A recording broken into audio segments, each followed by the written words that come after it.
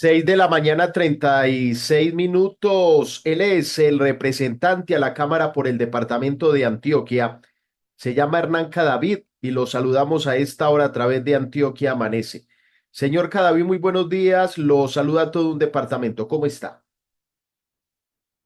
Buenos días, Elkin, y gracias por invitarme. Aquí estamos desde Bogotá hoy, día de Congreso, y bueno, muchas gracias, señor, por todo. Usted hoy tiene comisión de acusaciones. Sí, Cuéntenos de qué señor. trata, qué va a ocurrir en la mañana de hoy con usted en la capital de la República.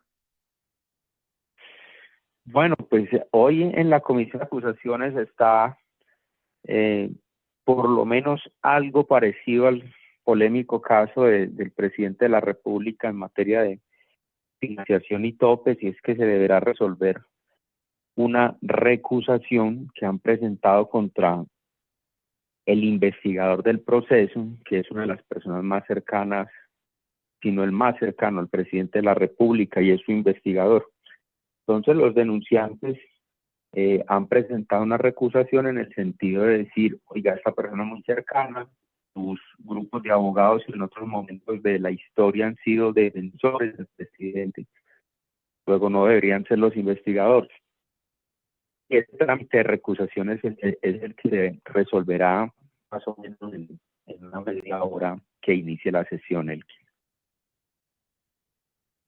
Complicado el tema y la situación además. Oiga, a propósito del Congreso de la República, me quiero ir para el Senado, porque lo que ocurrió ayer es para mirarlo con pinzas. Entonces, iban a elegir el magistrado de la Corte Constitucional y son 102 senadores y aparecieron 103 votos. Y entonces uno, ¿cómo interpreta esto? Sí, el que primero ahí hay dos hechos que pocas veces se habían visto, si no es que nunca se habían dado. Y primero es una empate en la votación previa que, que indica, pues, digamos, una dificultad. Eso no se había visto, un empate en materia de Corte Constitucional. Pero lo grave, aunque le quieren disminuir el tono y dicen que fue un error de papeletas pegadas, que difícilmente eso pueda pasar, pero bueno, es que aparece un voto más de los miembros que había en el Congreso. Eso es un asunto tremendamente delicado que se da en una circunstancia donde el país se juega en materia de Corte Constitucional el futuro de Colombia. Y eso puede parecer como una frasecita ahí de cajón Elkin, pero no es así, porque ha sido la Corte Constitucional la que tiene y ha tenido la facultad de frenar, digamos, unas ambiciones del gobierno nacional en varias materias muy complejas.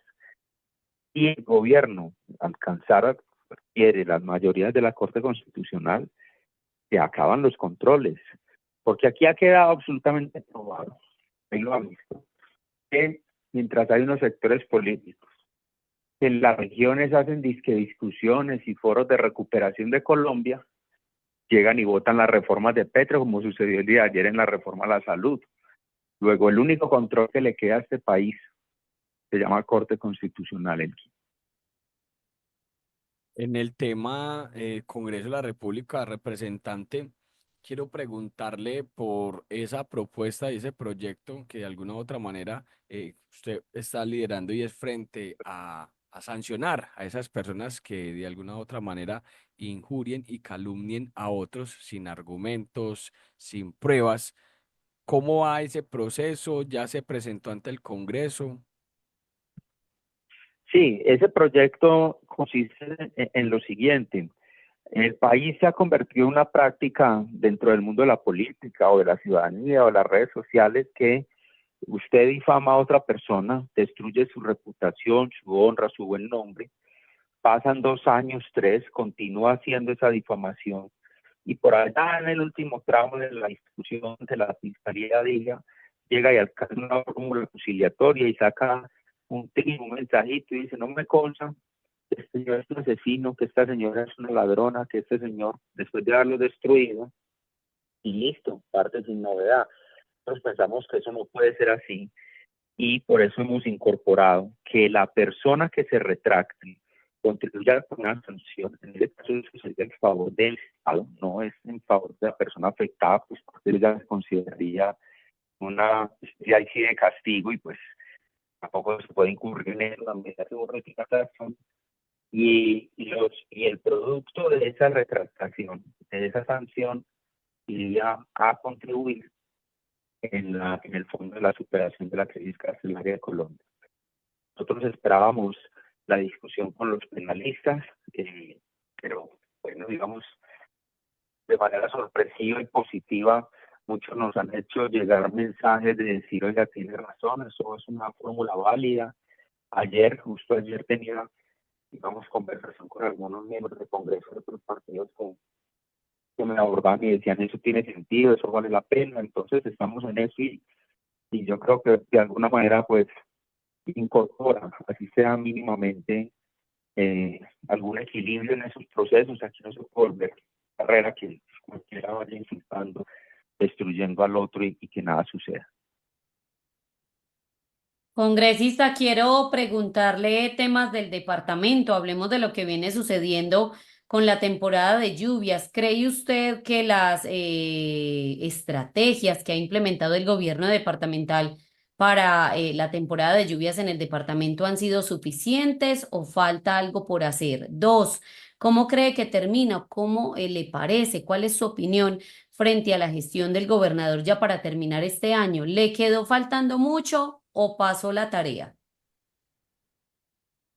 Bueno, lo de lluvias es una contingencia que nunca será medida completamente la respuesta, ni en los gobiernos municipales, locales o de un gobierno nacional, pero he podido, digamos, observar en lo que ha sido posible. Por fortuna no ha habido gran cantidad de desastres en el departamento o de avalanchas que causen muertes como lo que sucedió alguna vez o catástrofes del nivel de lo de Salgar o Venecia en lo más reciente. Esperando, ojalá que podamos terminar el año sin los mayores traumatismos. Gobernación de Antioquia y balance, yo creo que siendo el año de aprobación del plan de desarrollo, con las inflexibilidades presupuestales que se tienen y con un tema muy complejo que es, este es un escenario que se tiene que mirar objetivamente a la luz de los números y no de la ideología, Luisa, y es esto: un gobierno nacional que ha optado por crear unos problemas presupuestales en las responsabilidades que tiene con el departamento, pero tras el hecho de que no los cumple, me refiero por ejemplo a temas como túnel del Toyo y financiación Universidad de Antioquia, crea un hecho político movilizando y auspiciando marchas en contra de la gobernación y la alcaldía con los incumplimientos del gobierno nacional. Eso es absurdo. Entonces ustedes ven, por ejemplo, que quieren descargar la responsabilidad de la financiación de la gobernación de Antioquia, de la Universidad de Antioquia, en alcaldía de gobernación. Resulta que quien no ha pagado el rubro de matrícula cero es el gobierno nacional, y sacan a los muchachos a hacer cantones y a sembrar la bandera de Palestina en la plazoleta de la Alpujarra, y Petro a trinar que la juventud del estudiantil de Antioquia se moviliza. No se moviliza porque usted no ha pagado matrícula cero y otros rubros. Y esos son los hechos que tenemos en discusión, pero bueno, pues aquí vamos enfrentando todos esos temas. Finalmente, y le pedimos el favor que se ubique mejor, el sonido falló en la parte final, pero quiero preguntarle, reitero, finalmente por algo que a través de su equipo de comunicaciones se escribió. Como titular dice, congresista Hernán Cadavid pondrá en cintura a los saboteadores de los proyectos estratégicos de la nación. ¿Cómo así? Y lo que sucede hoy con los proyectos estratégicos es una categoría que se define en materia de infraestructura, de exploración de gas. Por ejemplo, lo que pasa en Uchuva 2, allá en el departamento del Magdalena, donde una comunidad, medio un fallo de tutela, un juez local, laboral, que no tiene la comprensión de esos temas, suspende el proyecto más importante para el gas de los colombianos de los próximos 18 años. ¿Qué es lo que nosotros incorporamos en este proyecto que empieza en el Congreso de la República? Que ya no podrá ningún juez local de un municipio, con el respeto por cada una de sus funciones que ellos tienen, de tener un proyecto estratégico de la nación, bien sea una obra de infraestructura importante de generación de energía, de exploración y explotación de gas, de combustibles, con una simple acción de tutela, no va a poder ser un juez local.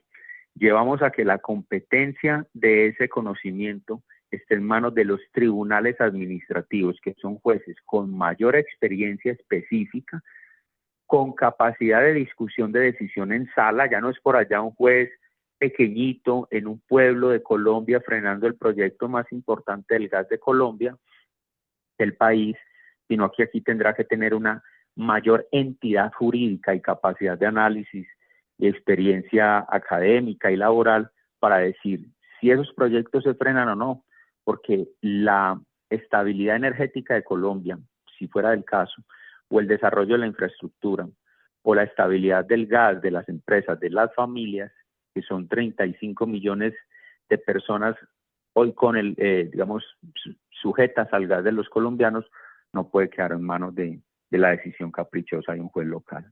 Eso es lo que queremos conducir y por eso vamos a frenar esa práctica que tienen algunas organizaciones que saben dónde y cómo frenan los proyectos. Señor, muchas gracias por estar en Antioquia Amanece. Estaremos muy pendientes entonces con el tema de acusación allá en el Congreso de la República de Colombia, porque todos los días se generan noticias precisamente políticas en nuestro territorio y hoy más con el tema de comisión de acusaciones. Muchas gracias, muchas bendiciones. Bueno, a ustedes muchas gracias y que tengan muy buen día.